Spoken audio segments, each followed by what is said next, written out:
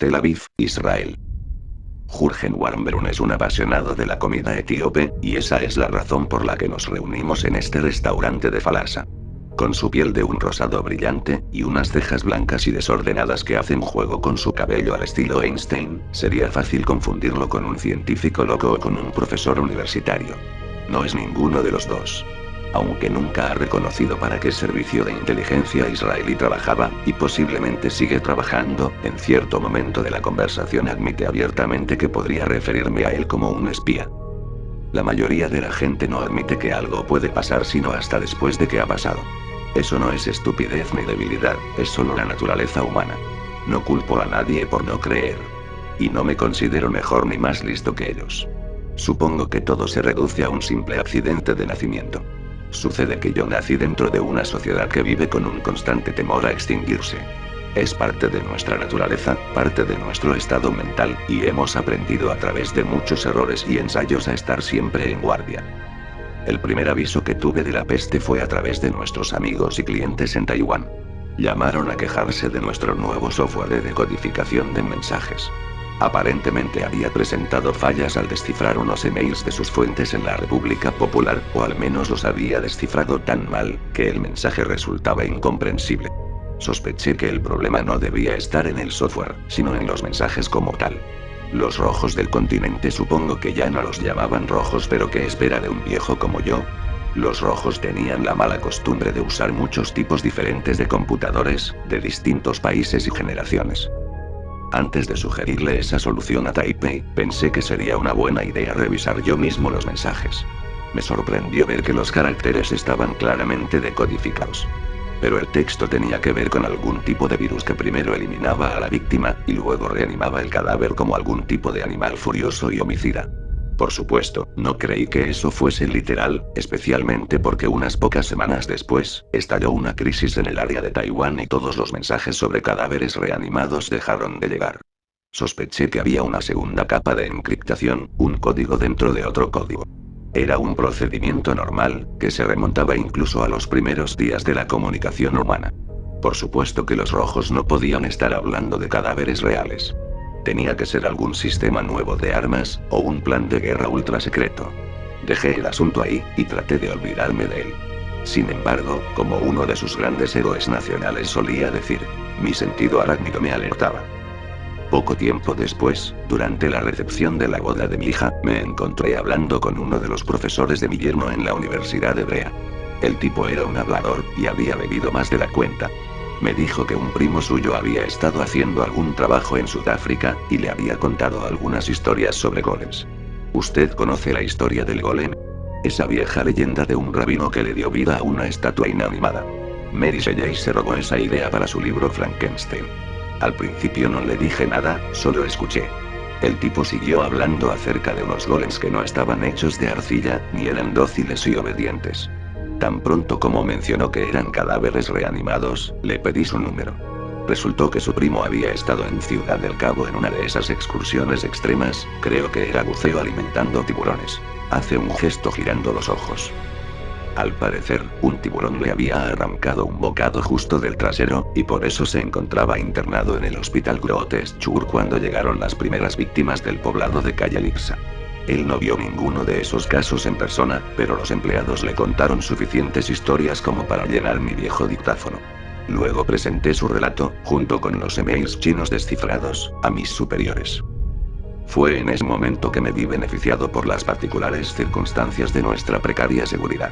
Antes, en octubre de 1973, cuando los ataques coordinados de los árabes nos hicieron retroceder casi hasta el Mediterráneo, habíamos tenido todos los informes de inteligencia a nuestra disposición, todas las señales de alerta, y simplemente habíamos dejado caer la bola. Nunca creímos en la posibilidad de un ataque total, coordinado y convencional por parte de varias naciones, y mucho menos durante nuestros días de fiesta más sagrados. Llámelo como quiera, ingenuidad, rigidez, o una imperdonable mentalidad de manada.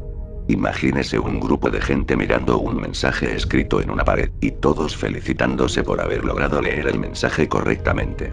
Pero que detrás de ellos hay un espejo, y solo en el reflejo se puede ver el mensaje verdadero. Nadie está mirando al espejo, porque ninguno cree que es necesario. Bueno, después de que los árabes casi lograron terminar lo que Hitler había empezado, nos dimos cuenta de que no solo era necesario mirar al espejo, sino que eso debía formar parte de nuestra política nacional.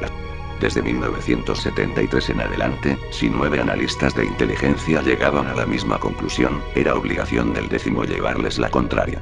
Sin importar qué tan remota o absurda pudiese ser una conclusión, uno siempre debía investigar más a fondo. Si la planta nuclear de un país vecino podía ser usada para fabricar plutonio para armas, uno investigaba. Si se corría el rumor de que algún dictador estaba construyendo un cañón tan grande que podía disparar cápsulas de anthrax a través de países enteros, uno investigaba. Y si existía la más mínima posibilidad de que los muertos estuviesen siendo reanimados como máquinas asesinas sin control, uno investigaba e investigaba hasta dar con la absoluta verdad. Y eso fue lo que hice, investigué. Al principio no fue fácil. Con China fuera del juego, la crisis en Taiwán había cortado cualquier fuente de inteligencia. Me quedaron muy pocos lugares para conseguir información. La mayoría era basura, especialmente la de internet. Zombies del espacio y el Área 51. ¿Cuál es la obsesión que tienen en su país con el Área 51? Después de un tiempo comencé a conseguir datos más útiles, casos de rabia similares a los de Ciudad del Cabo. El nombre de rabia africana se lo pusieron luego. Descubrí las evaluaciones psicológicas de una tropa de soldados canadienses que habían regresado poco antes desde Kirguistán. Encontré un artículo en el blog de una enfermera brasileña, en el que les contaba a sus amigos sobre el asesinato de un cardiólogo. La mayor parte de mi información salió de la Organización Mundial de la Salud. Las Naciones Unidas son una obra maestra de la burocracia, con miles de fragmentos de información valiosa, enterrados bajo montañas de reportes que nadie lee. Encontré incidentes similares por todo el mundo, todos ellos descartados por medio de otras explicaciones más posibles. Todos esos casos me permitieron formar un único mosaico de esa nueva amenaza. Los sujetos en cuestión estaban muertos de verdad, eran hostiles, y se estaban esparciendo sin lugar a dudas.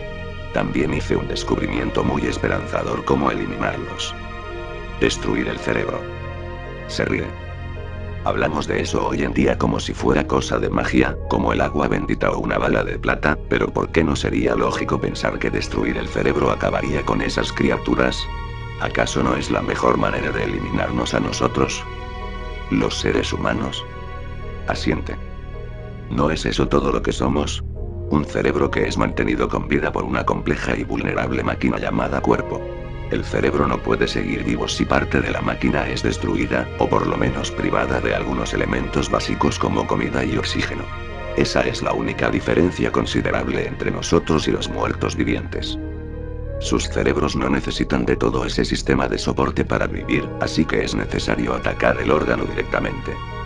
Su mano derecha, imitando una pistola, se levanta y apunta hacia su sien. Una solución muy simple, pero solo si se conoce el problema. Debido a la velocidad con la que se estaba propagando la plaga, pensé que sería prudente verificar mis datos con los círculos de inteligencia extranjeros. Paul Knight había sido mi amigo por muchos años, desde que trabajamos juntos en Entebbe. La idea de usar una copia del Mercedes negro de Amin fue suya. Paul había dejado de trabajar para el gobierno desde las reformas de su agencia, y se había ido a trabajar con una firma privada de consultoría en Bethesda, Maryland. Cuando llegué hasta su casa, me sorprendió ver que no solo había estado trabajando en el mismo asunto que yo, en su tiempo libre, claro, sino también que su archivo era tan grueso y pesado como el mío. Nos pasamos toda una noche leyendo cada uno los descubrimientos del otro. Ninguno de los dos habló. No creo que ninguno fuese consciente de la presencia del otro, o del mundo a nuestro alrededor, excepto por las palabras que teníamos frente a nuestros ojos. Terminamos de leer casi al mismo tiempo, justo cuando el cielo comenzaba a aclarar por el oriente. Paul pasó la última página, luego me miró y dijo muy convencido: «Esto se ve mal, ¿eh?». Asentí, él también, y luego dijo: «Entonces, ¿qué vamos a hacer al respecto?». Y así fue como se escribió el informe Warren-Brundtland. Desearía que la gente dejara de llamarlo así. Había al menos otros 15 nombres en ese informe: epidemiólogos, agentes de inteligencia, analistas militares, periodistas, incluso un árbitro de la ONU que había estado vigilando las elecciones en Yakarta cuando ocurrieron los primeros casos en Indonesia. Cada uno era un experto o experta en su campo, y todos habían llegado a una conclusión similar antes de que los contactáramos. Nuestro informe tenía menos de 100 páginas. Era conciso, incluía todo lo esencial, y era todo lo que pensamos que había que saber para evitar que la infección se convirtiese en una epidemia.